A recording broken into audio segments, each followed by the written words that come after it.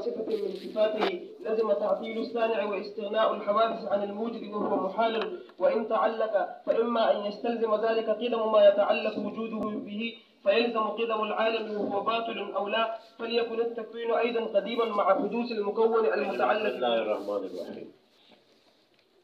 مسألة التكوين شليلا او د تکوین په مسله کې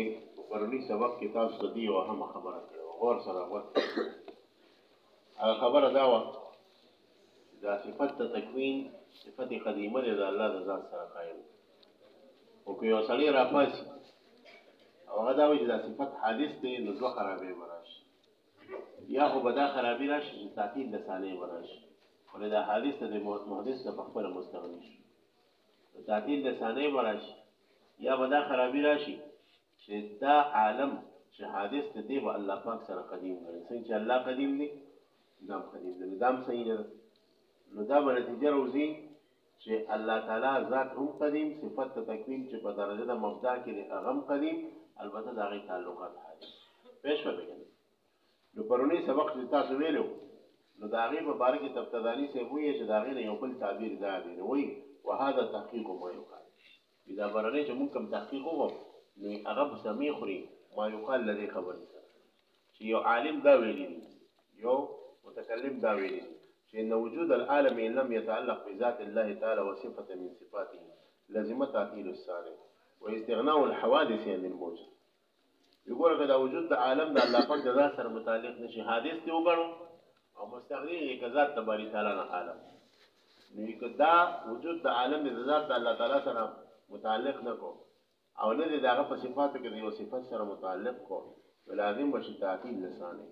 او استغناء د حوادث عن الموجود تعالی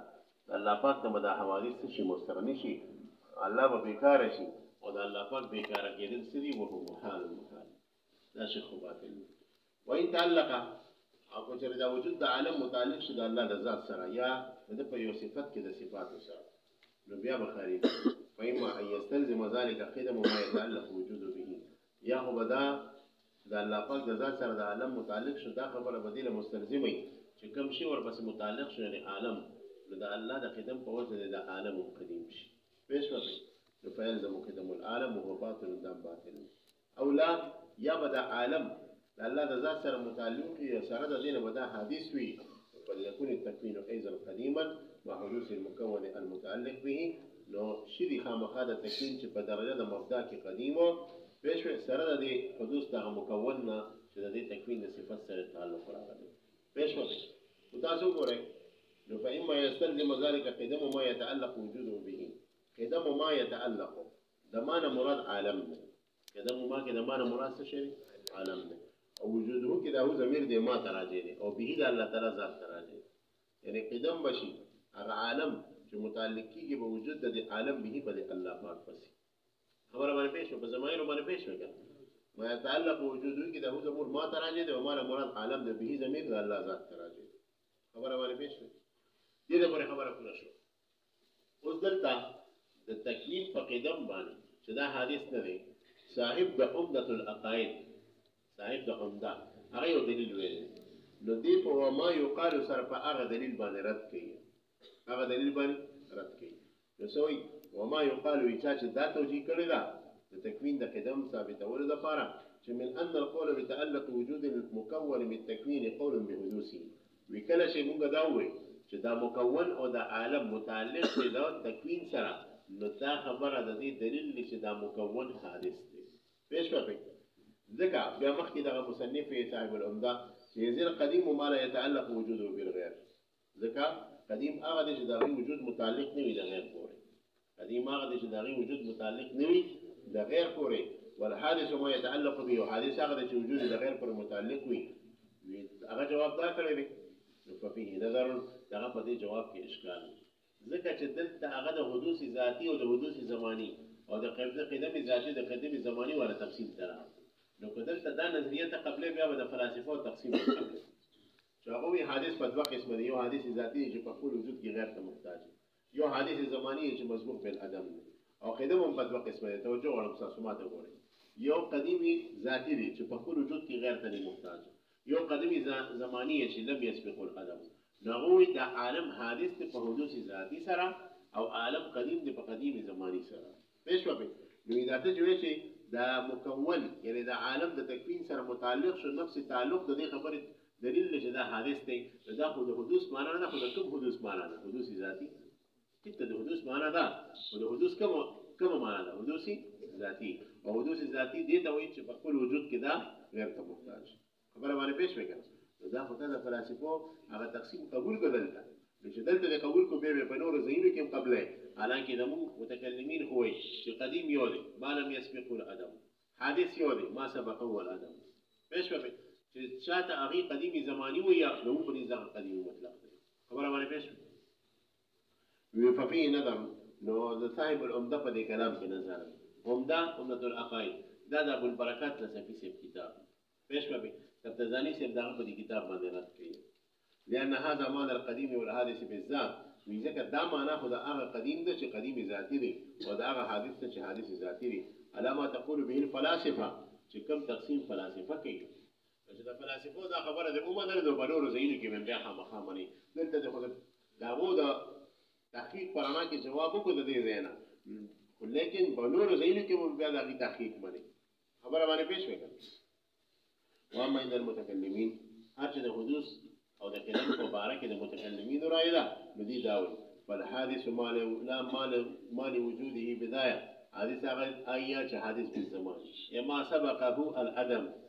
الذي له بدايه بس حادث دي ته باقي د حادث تقسیم ذاتی ته او دا غرنګي زمانی ته دا تقسیم نه معنا دا په اول ځل باندې ابن سینا کړی دی ابن سینا د دې لپاره کړی و چې فلسفه د اسلام ته رانیږي پېښ وکړي یو پارت او د یو کل جوړولو کوشش پکې وکړو دا کل ناکام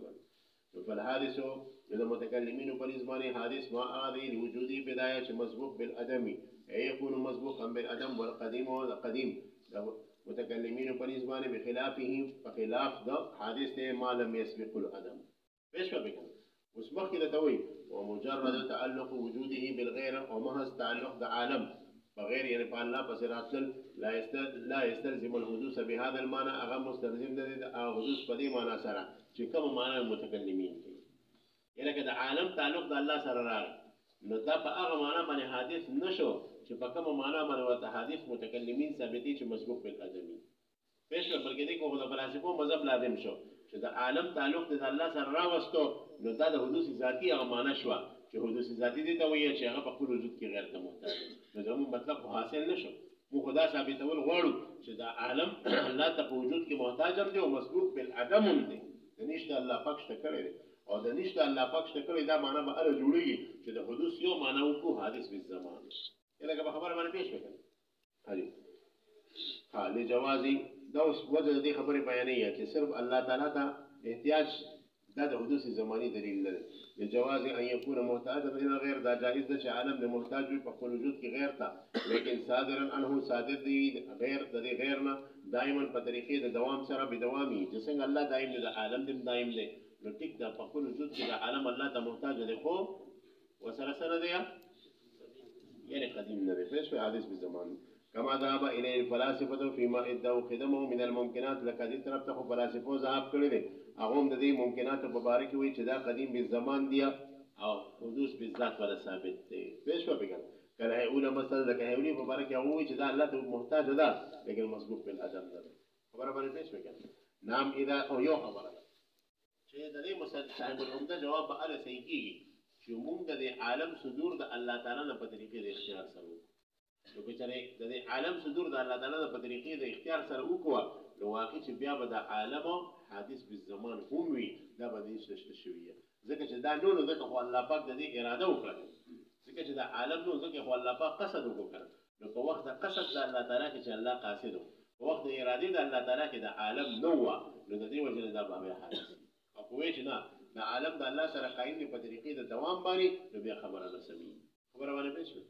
نام اذا اثبتنا صدور العالم عن الثاني بالاختيار و او چې کله موږ ثابت کړو صدور د عالم د ثاني عز وجل نه په اختیار سره نه په ایجاب سره بدلیل لا يتوقف على حدوث العالم په داسې دلیل سره چې دا موقوف نه وي په حدوث د عالم باندې پېښ وکړي نو بیا ټیک ده كان القول بتعلق وجوده بتكوين الله تعالى قول بحدوثه نو بیا داسې وینا کولو يرى دا عالم په وجود کې الله ته محتاج دی د دې مطلب دا دی چې دا عالم حادث دی په حدوث زمانی سره پېښ شوی بیا به خبره سمي اوس دې سبق کې واپس لاړ شي دې خبرې ته چې ګوره نحن إذا أثبتنا صدور العالم يعني الثاني بالاختيار دون الإيجاب بدليل لا يتوقف على حدوث العالم بدليل لا يتوقف على حدوث العالم دې ته نګلاش دی وی چې د دور نه پاکستان بس کې هغه داسي مو عالم حادث دی موږ سوای عالم حادث دی ولې حادث دی تاسو مخکې ویلي چې دا مرکب دی د حرکت او سکون نه کوي یا به دا متحرک یا به ساکني حرکت او سکون د اعراض نه دی او حادث دی نو شدید شه مرکب شي او دا په شکل متحقق شي هغه حادث وي نو د دې عالم دا حدوث دلیل دی خبرې دی چې دا الله پاک بل اختیار پیدا کړی پېښ وګڼئ د عالم دا حدوث دلیل دی خبرې دی چې الله پاک په اختیار سره پیدا کړی اوس د الله پاک اختیار څخه ثابتې او دا خبرو کې چې الله پاک ځکه اختیار مند دی چې عالم حادث دی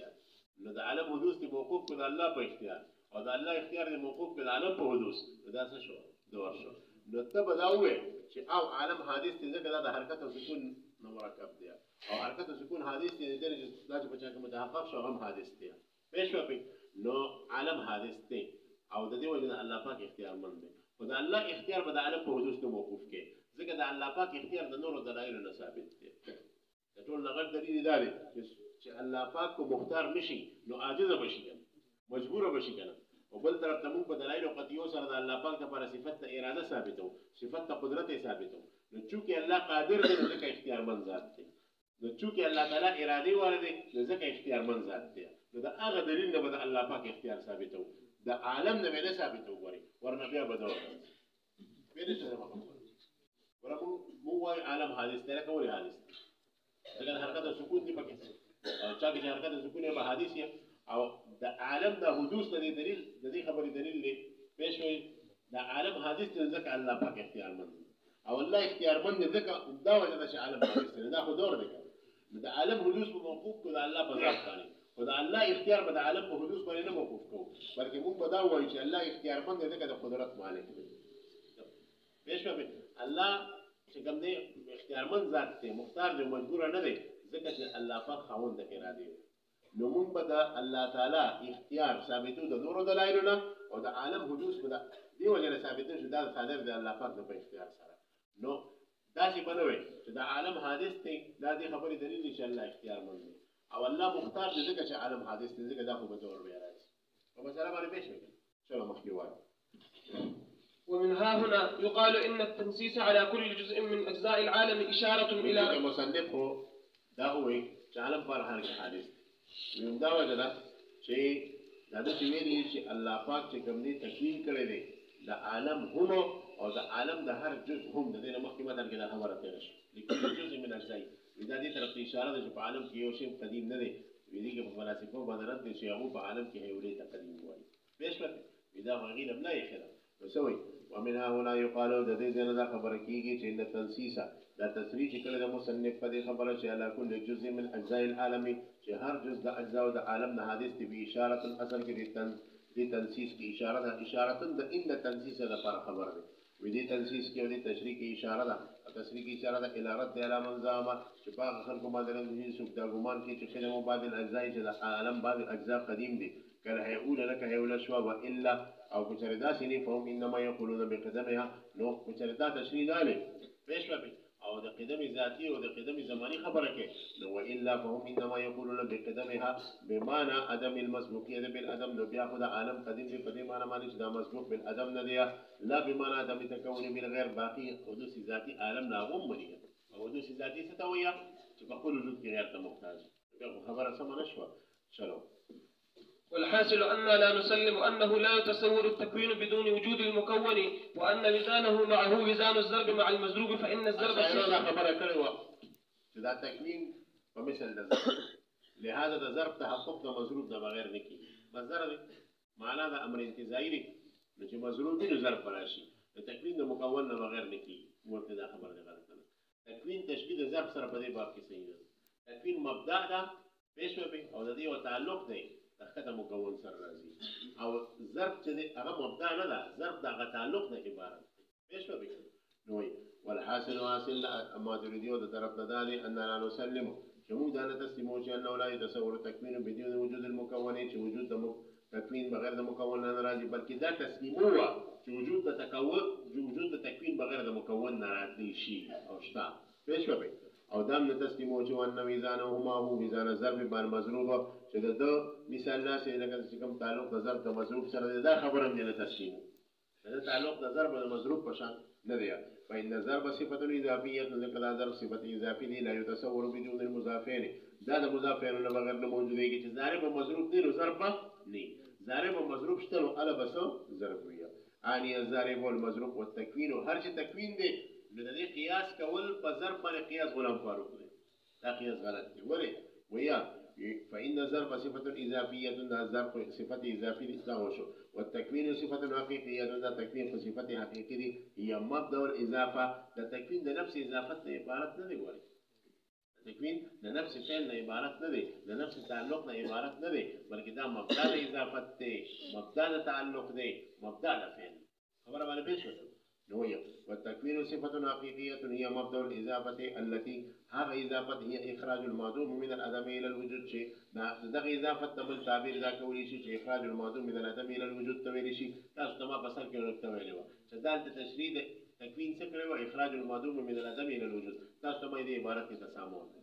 وين بيوتك بل كده عبارة ده سفكار ده التكوين هو مبدأ إخراج المعدوم من العدم إلى الوجود خبر هذا اللي تفقده خبر ما نبيش حاجة لا عينها يعني ده مبدأ إخراج إخراج المعدوم ده تكوين عند إخراج المعدوم ده نري حتى لو كانت عينها كشردا تكوين عند إضافة شيء على ما وقع في عبارة المشايخ لك سنجد بعض المشايخ في عبارات الاشتغال كان القول بتحققها ده تكوين ده إضافة عبارة كيو مبدأ نقرزه بيا قول بديماني كون تحقق ده تكوين برازي بغير ده مكوننا تاخد لنا ما خبرت ده خدات الشوال شتوي تظرف تحقق بغير ده ضارب بغير ده مزول برازي عليك ضرب تحقق بغير ده مزرود ده شيء لا ايش كيف كده لو كنت تكوين مبدا اضافه ماني بيد سردا خبر منما تحقق او تكوين بغير ده مكون نه ده وبالتالي التكوين عباره ده مبدا نه غير ده اضافه نه غير ده لو بيد تحقق ده تكوين بغير ده مكون نه مشيرات ليه ايش كيف إذا كان القول بتحققها بدون المكون مكابرة وإنكارا لضروري بيان فتوى تحقق تكوين بغير ده مكون ده رازي ده مكابرة أو ده ضروريات إنكار لا هو مصدر شو إضافة شو هذا مكوننا بغير نشيرات إيش فخبر ماني فلا يندفع بما يقال لنا